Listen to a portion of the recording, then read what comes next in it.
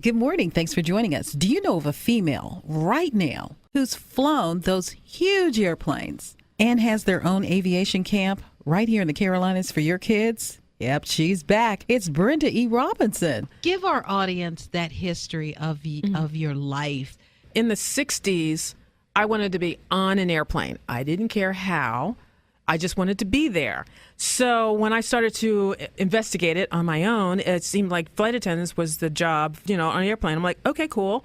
And then I checked into it a little further. I'm like, nah, I don't think I wanted to, no. But I would look at airplanes and go, yeah, I'm going to try to figure out how to get on the airplane. But it did not dawn on me to be a pilot. It really didn't. When I was in school, the girls went to home ec and the guys went to shop. I always thought to myself, man, that would be so cool if I could go to shop and learn how to, work with wood or make something, And the same thing about aviation. I didn't think about piloting because, I never saw a female pilot. Nobody said anything to me about it. Nobody in my family was a pilot. So even my father's answering the question, where does she get this aviation thing? My father's like, I have no idea. He was so funny. Every day he was going to say to me, you can do anything you want to do and you're going to college.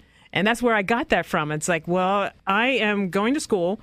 From 12th grade, I'm going to 13th grade. That was just the normal thing to do. I didn't question it. I'm going to college, so all I had to do is do what I'm supposed to do in order to get there. Wow, we have got to get online. We do. Successfulattitude.com, successfulattitude.com. I can't let you leave out without telling me more about what are your goals this year, because she will come to your group, she will speak. You go to colleges, they pay you well to speak. You do these camps. How many can you do per year? I can do 4 camps per year with sponsorship that goes all the way around with that. Food donations, as far as sponsorship as well. I can do additional camps outside of this region. That's just here. I can do them outside of this region all over the nation. It's portable.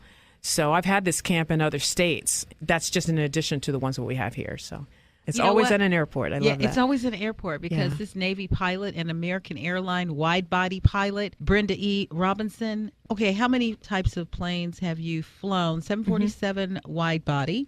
767.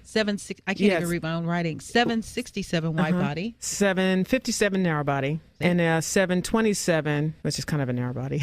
But then I flew 7 in the military. They went from props all the way up through jets, passenger jets. And, of course, I was already flying when I was in college. I was already qualified as a pilot before I even entered the Navy. So I was flying 2-seater, 4-seater airplane, single-engine airplanes when I was in college. That adds up to 12 airplanes altogether. What do you do in your spare time? Oh, between writing that book, which I'm very, very excited about, and then doing keynote speaking addresses and stuff. Those are fun because now adults want to know, how did you get through the adversity? I don't even talk about adversity because I laugh at it. But they want to know what were the adversities of being a young black woman going through an aviation program, especially in the Navy, when there was nobody there that looked like you. And I'm like, who? What? Was there a problem? I'm okay with it. I'm okay with it, yeah. But, really interesting and weird things did go on.